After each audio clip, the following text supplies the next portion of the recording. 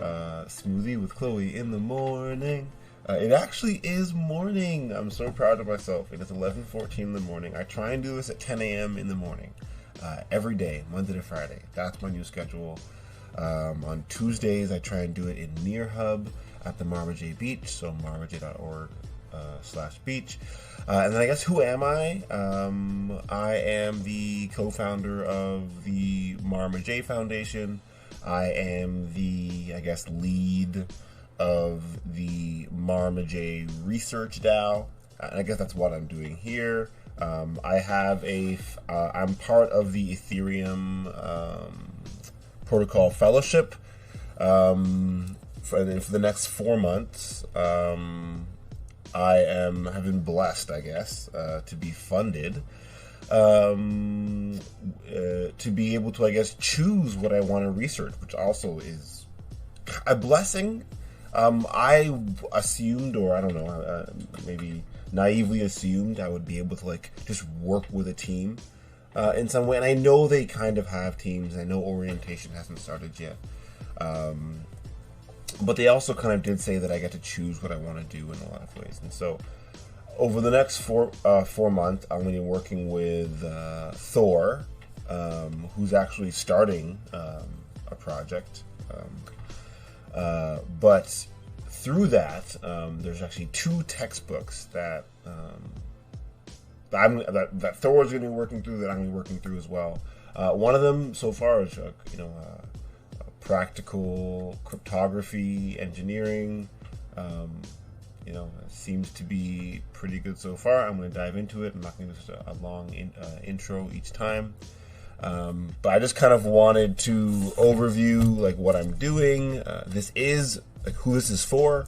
This is mainly for myself. So who am I? I have a research fellowship. And so I have funding to kind of learn and provide kind of research in an area. My area of interest is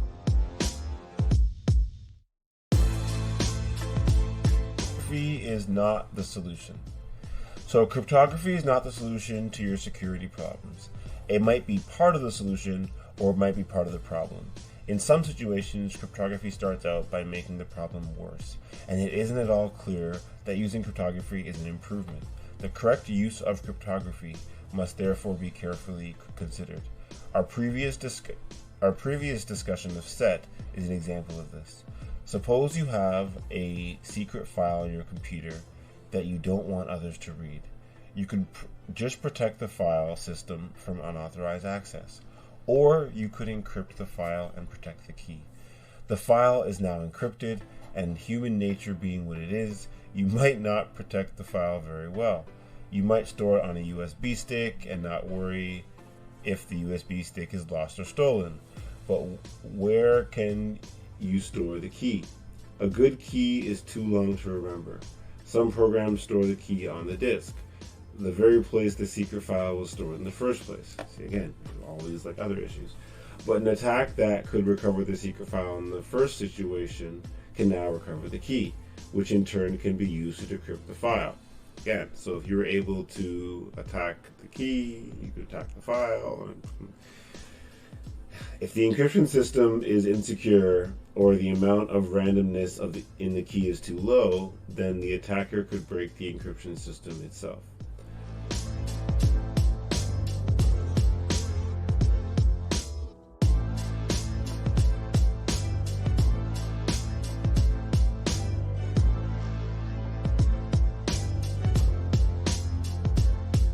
Another significant problem is the lack of testing. Fair, I mean, yeah. There's no known way of testing whether a system is secure, except for, like, actually trying to attack it, I guess. But yeah, I guess you can't test if it's actually secure until you go, oh yeah, it's not secure. In the security and cryptography research community, for example, what we try and do is publish our systems and then get other experts to look at them. Note that the second part is not automatic. There are many published systems that nobody has even glanced at after they were published. And the conference and journal review process alone isn't sufficient to preemptively identify all potential security issues within a system prior to publication. Even with many seasoned eyes looking at the system, security deficiencies may not be uncovered for years.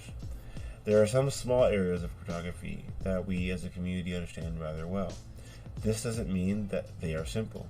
It just means that we have been working on them for a few decades now, and we think we know the critical issues. This book is mostly about those areas.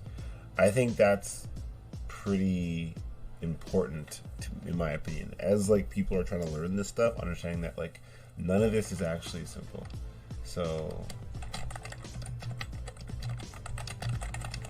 and they're trying to be very clear, right? There are some small areas of cryptography.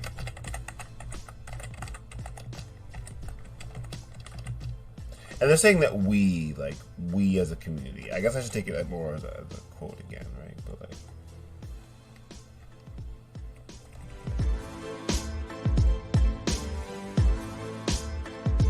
because there are people who know how to do a really good job.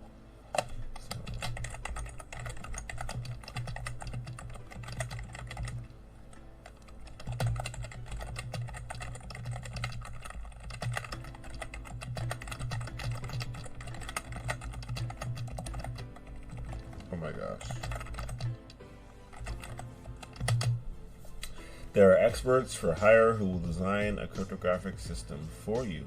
They are not cheap, and they are often a pain to work with. They insist on changing other parts of the system to achieve the desired security properties. Still, for all practical purposes, cryptography poses problems that we know how to solve, and this book will give you a sense for how to go about solving them. The rest of the security system contains problems we don't know how to solve. Key management and key storage is crucial to any cryptographic system, but most computers have no secure place to store a key. That is actually one of like an interesting concept there. Like just as an example. So like, I feel like I was taking notes more bullet point, and then now I'm taking notes more. Definitely taking more notes and more of like a paragraph type.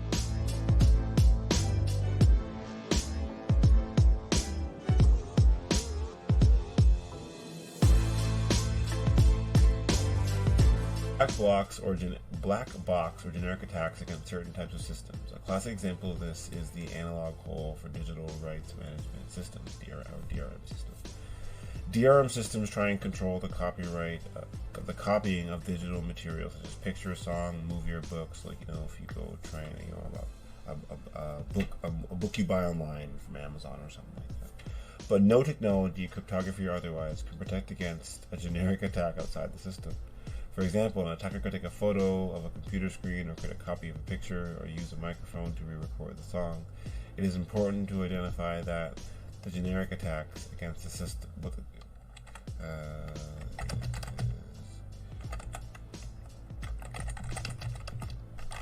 I did say I was going to start doing capitalizations at the front of my bullet points, because I'm going to try and do full sentences as well.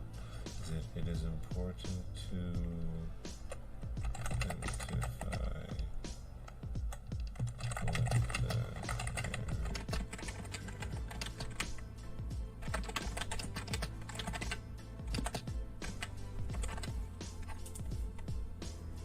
otherwise, you might spend a lot of time trying to fix an unfixable problem. Similarly, when someone claims they've secured a system against a generic attack, you know to be skeptical.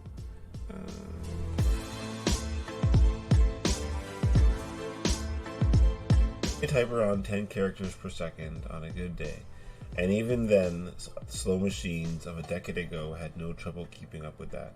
Today's machines are over 1,000 times faster. If we use 90% of the CPU for security, the computer will appear 1/10 as fast.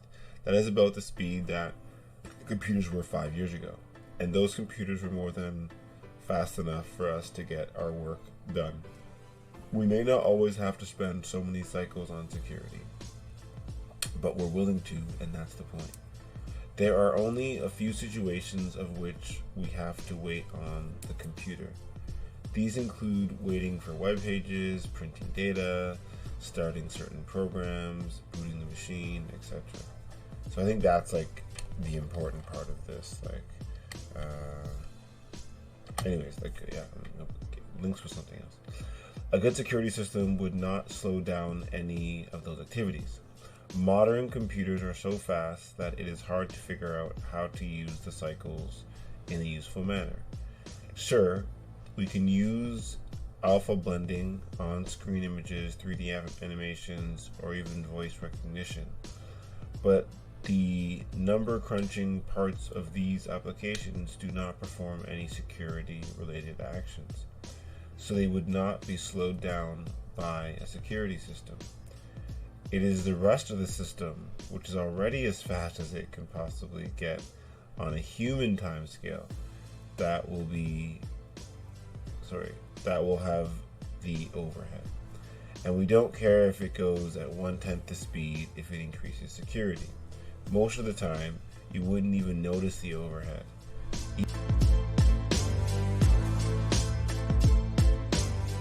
The best way to have confidence in building something secure is to keep it simple. A simple system is not necessarily a small system. You can build large systems that are still fairly simple. Complexity is a measure of how many things interact at any one point.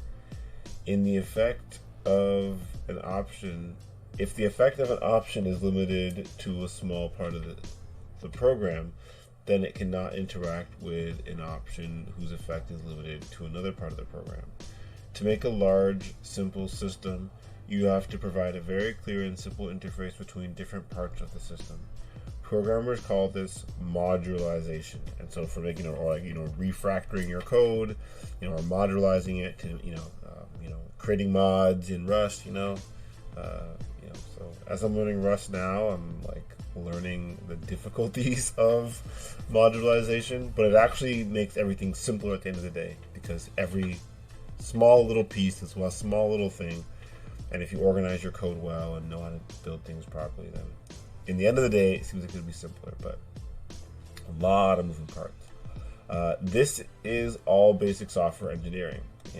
A good simple interface isolates the rest of the system from the details of a module, and that should include any options or features of the module. One of the things we have tried to do in this book is define simple interfaces for cryptographic primitives. No features, no options, no special cases, no extra things to remember. Just the simplest definition we can come up with. Some of these definitions are new. We developed them while writing the book. They have helped us shape our thinking about good security systems, and we hope they help you too.